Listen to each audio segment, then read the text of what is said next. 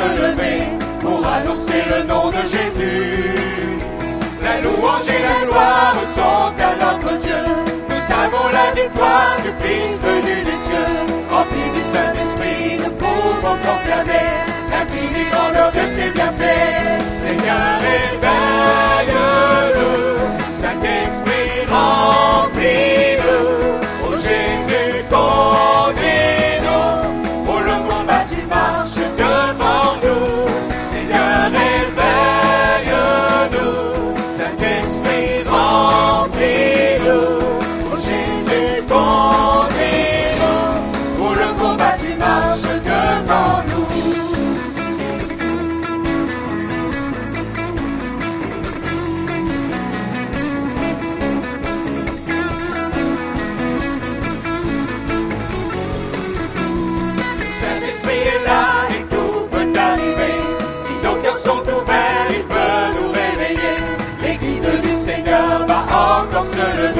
Pour annoncer le nom de Jésus. La louange et la gloire sont à notre Dieu. Nous avons la victoire du Fils venu des cieux. Remplis du Saint-Esprit, nous pouvons proclamer l'infinie grandeur de ses bienfaits. Seigneur, éveille-nous, Saint-Esprit, remplis-nous. Oh Jésus, conduis-nous, pour le combat tu marches devant nous. Seigneur, éveille-nous, Saint-Esprit, remplis-nous. Oh Jésus, conduis-nous, pour le combat tu marches devant nous. Seigneur, éveille-nous, Saint-Esprit, remplis-nous. Oh Jésus, conduis-nous, pour le combat tu marches devant nous. Seigneur,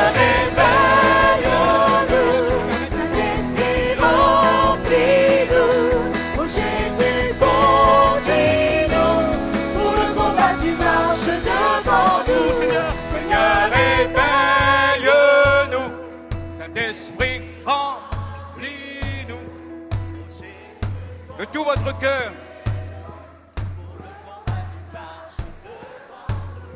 Seigneur,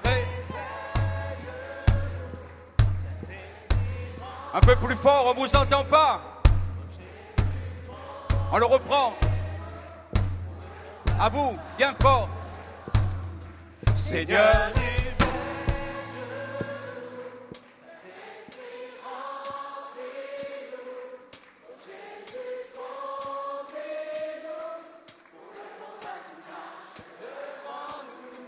Seigneur, éveille-nous, Saint-Esprit, remplis-nous.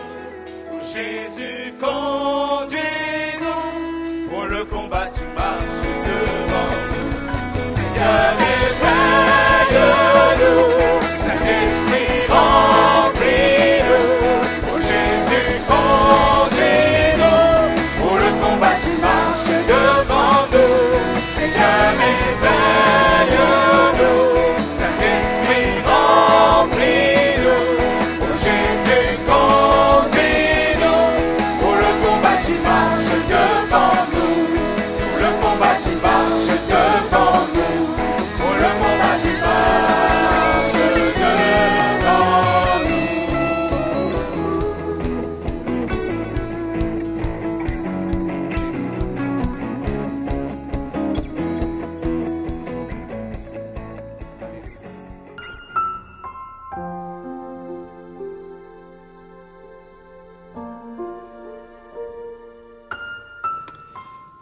Chers amis, bonjour. Vous tous qui vous retrouvez derrière votre écran, nous sommes très heureux de vous retrouver ensemble pour partager cet instant autour de la parole de Dieu.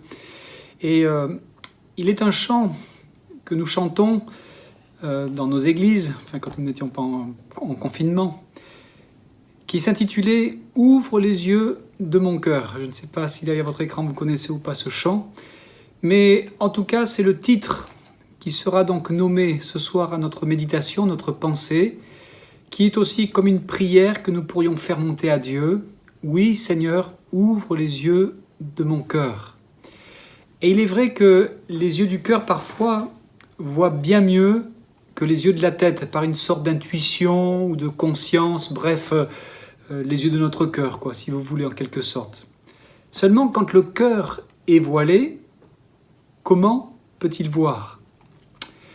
Aussi, notre prière au Seigneur, je le répète, c'est « Seigneur, que nos yeux s'ouvrent ». Et en effet, vous allez voir que la Bible compare souvent l'homme sans Dieu à quelqu'un qui vit dans les ténèbres et qui vit dans l'obscurité. Or, nous savons que celui qui marche dans les ténèbres ne manquera pas de chanceler, faute de savoir exactement où poser ses pieds. D'où l'importance de faire cette prière.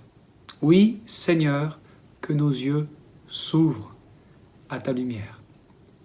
Ceci dit, laissez-moi vous présenter maintenant, s'il vous plaît, 3 situations de la Bible dans lesquelles les yeux de quelques personnages se sont ouverts. Le premier se situe dans la Genèse, au chapitre 21, verset 18. Voici donc un récit qui nous parle d'une femme qui s'appelait Agar. Elle est, pour la situer, elle est la servante de la femme d'Abraham, Sarah. Et à un moment donné, il nous est dit que son fils Ismaël va rire alors qu'Isaac est arrivé à l'âge du sevrage. Je passe les détails, mais en tout cas, ce qui se passe dans cette scène, c'est que Agar, finalement, va être chassée avec son enfant dans le désert par sa servante Sarah. Et dans la Genèse, au chapitre 21, verset 18, nous lisons ceci. Je vous propose de faire la lecture ensemble. Il est dit « Lève-toi, prends l'enfant, saisis-le de ta main, car je ferai de lui une grande nation. » Et Dieu lui ouvrit les yeux, et elle vit un puits d'eau. Elle alla remplir l'outre d'eau et donna à boire à l'enfant. J'aimerais que nous puissions retenir cette expression où il est dit « Dieu lui ouvrit les yeux et elle vit un puits d'eau ». C'est ce que je voudrais donc retenir dans un premier temps. Alors, déjà, attention, je ne suis pas en train de dire que Dieu a créé un puits à ce moment-là pour elle dans la circonstance. Non. En réalité, ce puits existait déjà. Dieu lui a simplement ouvert les yeux. Mais je crois finalement que ce qu'il faut comprendre, c'est que cette femme était tellement au comble du désespoir que ses yeux en étaient comme aveuglés. Et en effet, on le voit dans ce récit, il semble donc qu'elle était à côté d'un puits d'eau et elle ne le voyait pas. Il a donc fallu que Dieu lui ouvre les yeux pour qu'elle puisse se rendre compte, qu'elle puisse prendre conscience que la solution finalement était juste à côté d'elle. Et elle l'ignorait. Comme l'a dit un jour Jacob, Dieu était ici et je ne le savais pas. Ses yeux à lui aussi ont été ouverts et ce n'est qu'alors que Jacob a réalisé que le Seigneur était là, tout près de lui. Mais enfin, j'en reviens à cette femme, Agar. Elle vit une situation tragique, nous pouvons bien le comprendre, car la voici donc chassée avec son enfant dans le désert. Et vous savez comme moi que dans le désert, c'est vite fait de mourir de soif lorsque l'on n'a pas d'eau. Il est évident, chers amis, qui m'écoutez derrière votre petit écran, il est évident que derrière cette femme Agar, on peut voir finalement l'image de beaucoup de personnes qui ont une vie difficile, qui ont été chassées parfois d'une situation confortable comme elle l'était dans la maison d'Abraham, de personnes qui sont perturbées par un drame, perturbées par une souffrance, une situation difficile qui tout d'un coup surgit dans votre vie. Un petit peu l'exemple de cette épidémie du Covid-19 avec toutes les conséquences, nous savons, qui seront fâcheuses parce qu'elles vont amener dans notre vie peut-être du chômage, une crise financière ou que sais-je encore, allez savoir. On peut donc voir derrière Agar, si vous voulez, comme l'image de beaucoup de personnes qui essaient de trouver dans ce monde une solution. Mais ce récit de la Bible est précieux parce qu'il nous montre et il nous dit que l'enfant, au verset 16, il est écrit, je lis avec vous à nouveau, que Agar alla s'asseoir à portée d'arc et elle disait que je ne vois pas mourir mon enfant. Elle s'assit donc vis-à-vis de lui et éleva la voix et pleura. Et Dieu entendit la voix de l'enfant. Voilà donc ce que nous dit ce texte magnifique. Je ne sais pas si on a conscience, quand on lit des scènes comme celle-ci, Je ne sais pas si nous sommes toujours bien conscients de la réalité qui est derrière les phrases que nous lisons, derrière les mots que nous lisons. On lit ça comme parfois un simple récit, c'est vrai, mais supposez, je ne souhaite à personne, mais supposez simplement que cela vous arrive, que vous soyez avec votre petit enfant en plein désert, sans une seule goutte d'eau pour vous rafraîchir et vous désaltérer. Je pense qu'alors vous pourriez facilement comprendre ce qu'a dû être le désespoir de cette maman et de cet enfant qui tout d'un coup s'est mis à crier, à hurler dans ses bras. Mais la Bible dit que Dieu a entendu la voix de l'enfant. Dieu a entendu le cri de l'enfant. Et à ce moment-là, il est dit que Dieu a ouvert les yeux d'Agar, qui a vu ce puits qui était là à côté d'elle et qu'elle n'avait pas vu. C'est une situation assez paradoxale dans le sens où nous avons là une femme assoiffée avec son enfant qui est en train de mourir déshydraté et nous avons juste à côté un puits qui pourrait satisfaire ses besoins, mais on a l'impression qu'il n'y a pas de rencontre. Pourquoi ? Parce que les yeux de Agar ne sont pas ouverts sur la réalité qui est autour d'elle. Agar et son fils allaient mourir de soif alors qu'il y avait un puits qui était juste là à côté, semble-t-il. Je pense à cette phrase de l'apôtre Paul qui, dans sa prédication, a dit un jour, dans le livre des Actes au chapitre 17, verset 27, alors qu'il exprime son discours sur l'aréopage, il dit « Dieu n'est pas loin, Dieu n'est pas loin ». Seulement, pour le découvrir, il faut que nos yeux s'ouvrent à l'exemple d'Agar et que nous réalisions qu'il y a un puits qui est juste là, à côté de nous, à notre disposition.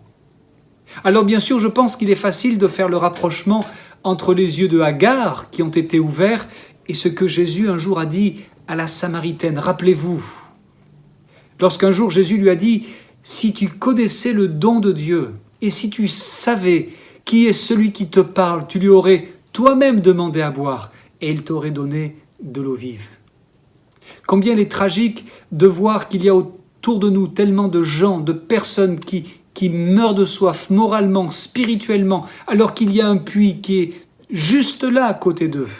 Que Jésus est la source de la vie qui est juste à côté d'eux. Que Jésus est auprès de vous, chers amis, qui êtes derrière vos écrans.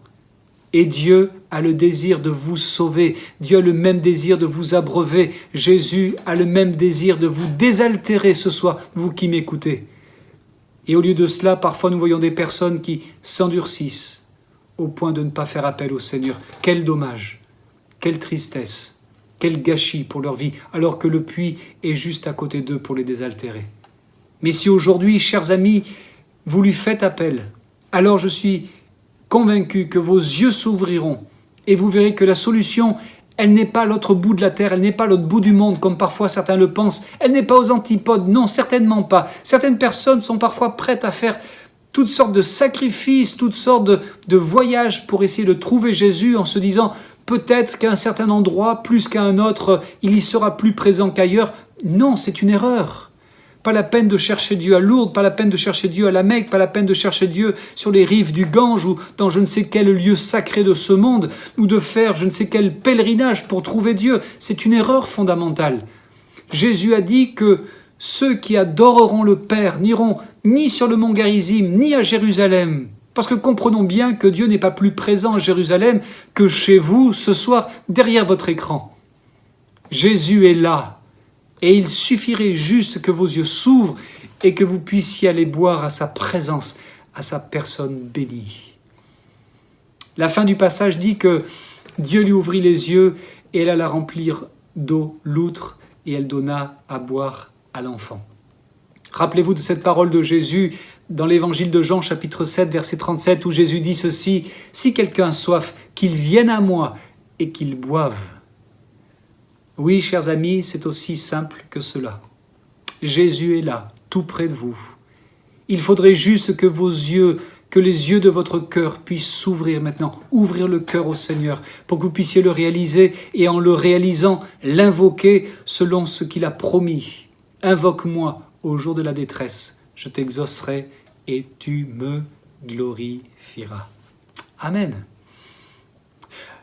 Un autre passage, s'il vous plaît, qui est aussi très intéressant dans le deuxième livre des Rois, au chapitre 6, versets 8 à 16. La lecture est un peu longue, mais je vous demanderai quand même de la suivre attentivement. C'est une histoire magnifique et très intéressante. Il est écrit que le roi de Syrie était en guerre avec Israël. Et dans un conseil qu'il tint avec ses serviteurs, il dit « Mon camp sera dans un tel lieu ». Mais l'homme de Dieu fit dire au roi d'Israël « Garde-toi de passer dans ce lieu, car les Syriens y descendent ».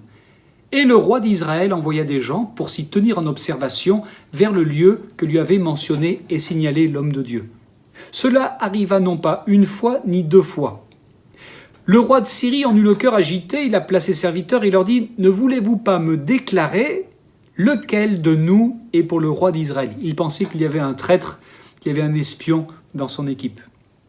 L'un de ses serviteurs alors répondit « Personne, ô roi mon seigneur, mais Élisée, le prophète qui est en Israël, rapporte au roi d'Israël les paroles que tu prononces dans ta chambre à coucher. » Et le roi dit « Allez, et voyez où il est, et je le ferai prendre. » On vint lui dire « Voici, il est à Dothan. » Il envoya des chevaux, des chars et une forte troupe qui arrivèrent de nuit et qui enveloppèrent la ville.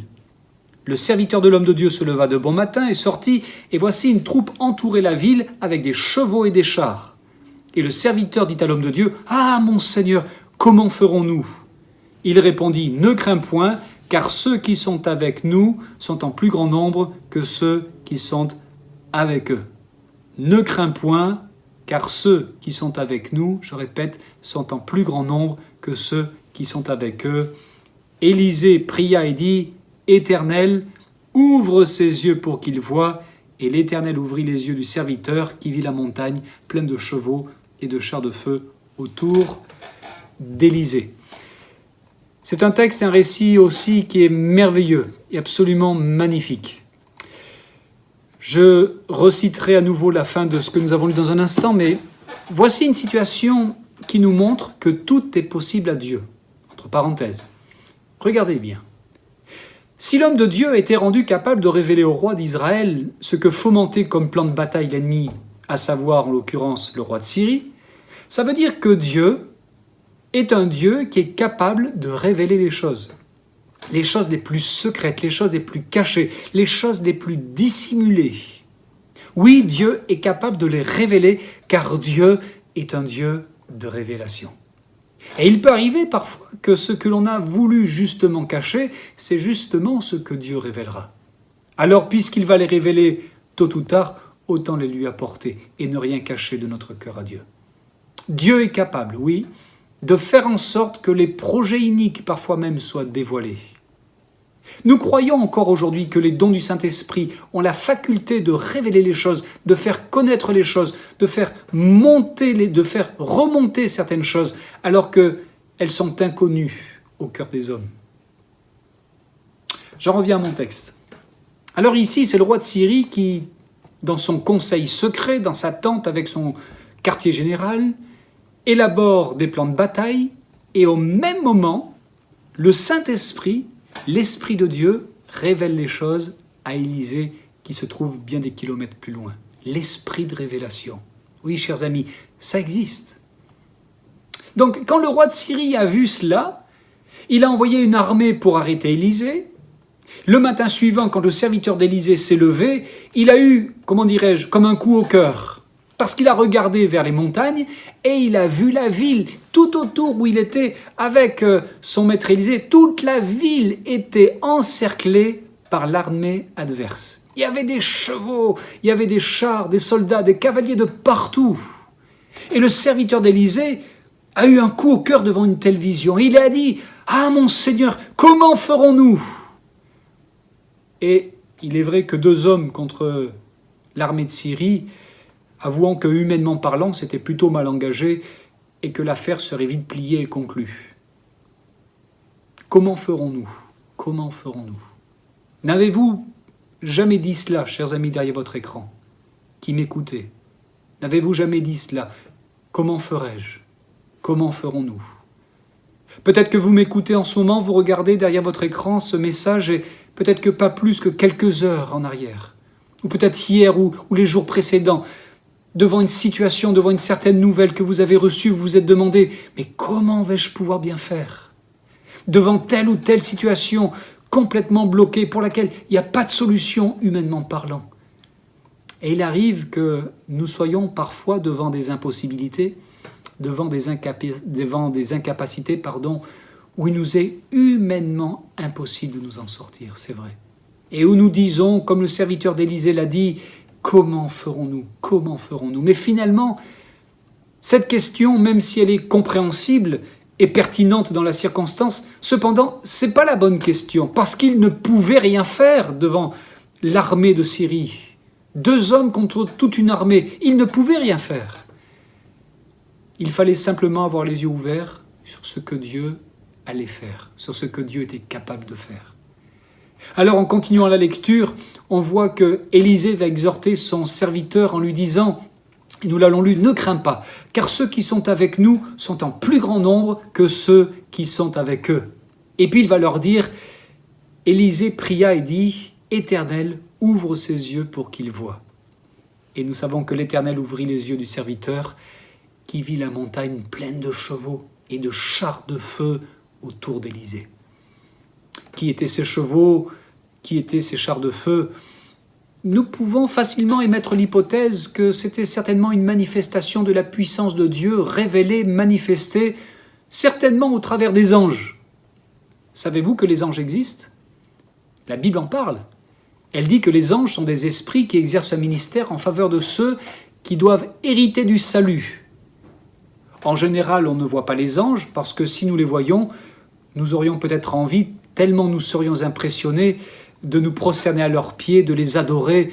Et rappelez-vous, c'est ce que fit l'apôtre Jean dans le livre de l'Apocalypse, auquel il fut répondu par l'ange, « Lève-toi, car je ne suis qu'un compagnon de service. » Les anges sont des esprits, et là, ils ont certainement pris cette apparence de chars et de chevaux de feu. Cela ne signifie pas que les anges ont une forme de chevaux ou de chars de feu, bien sûr, mais ils étaient semblables là pour la circonstance. Mais là, ce fut une manifestation, en fin de compte, comprenons-le bien, qui avait pour but de montrer aux serviteurs d'Élisée que Dieu avait une armée. Oui, chers amis, soyez rassurés, Dieu a une armée céleste, nous dit la Bible. Et les anges ont une organisation, une hiérarchie. Il y a les anges, les archanges, les chérubins, les séraphins que Ésaïe même va décrire dans son livre au chapitre 6. Et à ce propos, savez-vous que ce mot « séraphin », c'est un mot hébreu qui signifie « les êtres qui brûlent ». Donc ce sont, si vous voulez, des êtres de feu. Et bien sûr, en comparaison et en rapprochant avec ces chevaux de feu dont le serviteur d'Élisée a la vision, on peut facilement faire le rapprochement peut-être avec les séraphins qui sont là pour nous garder et nous protéger. Jusqu'à ce moment-là, le serviteur d'Élisée n'avait pas eu les yeux ouverts sur les réalités spirituelles. Mais dans cette circonstance, suite à la prière de l'homme de Dieu, ses yeux ont été ouverts et il a vu. Alors aujourd'hui, je ne suis pas en train de vous dire qu'il faut avoir une vision nécessairement semblable à celle que le serviteur a eue. Non, si Dieu souhaitait vous donner une telle révélation, il en serait capable. Mais là n'est pas le problème, ni la réponse d'ailleurs, car la Bible ne nous demande pas de prier pour avoir la vision des anges, non. Mais elle dit par contre au travers de Paul dans son épître aux Éphésiens, « Je prie pour que vos yeux s'ouvrent, non pas sur les anges, mais je prie pour que vos yeux s'ouvrent sur la puissance de Dieu. » Amen. Que vos yeux s'ouvrent sur la puissance de Dieu. Et avouons une chose, chers amis, c'est que croire dans la puissance de Dieu, dans l'épreuve et dans la difficulté, c'est pas toujours si évident que cela. C'est pourquoi nous avons besoin que Dieu ouvre nos yeux, afin que nous ne nous focalisions pas uniquement sur la puissance de l'adversaire ou simplement sur l'armée ennemie ou sur la hauteur de nos difficultés ou de nos problèmes, et pour que nous puissions voir aussi, et là c'est écrit en ces termes, que ceux qui sont avec nous sont en plus grand nombre que ceux qui sont avec eux, avec nos ennemis. Il y avait donc l'armée de Dieu qui était là.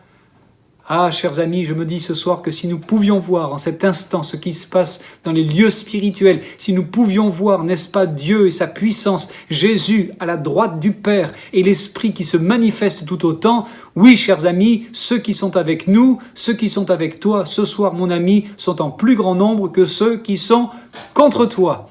Et quelle meilleure compagnie voulez-vous que nous ayons que cette compagnie-là? Dieu qui marche avec nous, Dieu qui marche à nos côtés, Jésus qui nous dit « Je suis avec vous tous les jours jusqu'à la fin du monde ». Le Père est avec nous, le Fils est avec nous, le Saint-Esprit est avec nous, le Père est avec vous, le Fils est avec vous, le Saint-Esprit est avec vous ce soir. Amen. Donc, on a parlé des yeux qui s'ouvrent sur ce puits qui était à proximité d'Agar et qu'elle n'avait pas vu et qui lui a sauvé la vie. On a parlé des yeux qui s'ouvrent sur la puissance de Dieu au travers de l'épisode du serviteur d'Élisée. Et puis la dernière chose que je voudrais voir avec vous, je ne serai plus très long, mais il n'est pas indispensable d'ouvrir la Bible, je vais simplement le mentionner. C'étaient les disciples que l'on appelle les disciples d'Emmaüs. La Bible nous dit qu'ils cheminaient, il est écrit que Jésus était là avec eux, mais leurs yeux étaient empêchés de le reconnaître. Parce qu'ils étaient tout tristes. Je répète, leurs yeux étaient empêchés de le reconnaître, alors qu'il était juste là à côté d'eux, cheminant, parlant avec eux, parce qu'ils étaient tout tristes. La tristesse. Ils avaient les yeux fermés sur la réalité du Seigneur qui était juste là à côté d'eux. Et leurs yeux étaient fermés de tristesse, de désappointement. La frustration en voyant leur maître mourir sur la croix. L'incompréhension de cette scène de la crucifixion qui les avait remplis d'effroi et de totale désillusion. Est-il juste de dire que la tristesse peut nous aveugler, chers amis? Que l'incompréhension des circonstances peuvent parfois nous aveugler sur la puissance de Dieu? Malheureusement, oui, c'est vrai. Mais leurs yeux s'ouvrirent. Et il est écrit, pendant qu'ils étaient à table, Jésus était là, et il a pris le pain. Et après avoir rendu grâce, il le rompit, le leur donna, et leurs yeux s'ouvrirent dès l'Écriture. Et ils le reconnurent dans cette circonstance. Et ils se dirent, notre cœur ne brûlait-il pas en chemin lorsqu'il marche avec nous et qu'il nous expliquait les Écritures? Oui, je voudrais vous donner ce secret, du moins ce petit conseil, mes amis qui m'écoutez. Quand vos yeux sont aveuglés de tristesse, prenez la parole de Dieu et méditez-la. Et vous verrez que cette parole de Dieu est capable de vous emmener, de vous transporter ailleurs. La parole de Dieu va détourner votre regard de ce qui vous accable, de ce qui vous oppresse. C'est le rôle de la Bible quand on la lit, quand on la médite avec l'Esprit de Dieu, que d'amener notre esprit dans la présence du Seigneur, dans la présence de Jésus, pour que nos yeux s'ouvrent et qu'on le reconnaisse, comme les disciples d'Emmaüs l'ont reconnu, que nous puissions nous aussi le reconnaître dans toutes nos voies, qu'on le reconnaisse à côté de nous, même quand nos yeux sont empêchés de le voir à cause de la tristesse de la situation que nous pouvons vivre. Est-ce que quelqu'un aurait besoin que le Seigneur lui ouvre les yeux aujourd'hui? Parce que peut-être que vous marchez accablé, vous marchez découragé, vous marchez aveuglé. C'est pourquoi faites monter vers Dieu cette prière. Seigneur, ouvre mes yeux et que je ne vois pas seulement que ce que mes yeux physiques voient. Ouvre mes yeux pour que je puisse avoir la vision intérieure de ton amour, de ta puissance, de ta présence et de ton autorité. Oui, Seigneur, c'est notre prière. Ouvre nos yeux. Que Dieu vous bénisse, chers amis, et que Dieu vous accorde sa pleine grâce et sa pleine bénédiction, et que vos yeux s'ouvrent sur la réalité glorieuse du Seigneur, qui est juste là, à côté de vous, et peut-être vous aussi, comme Agar, vous l'ignoriez.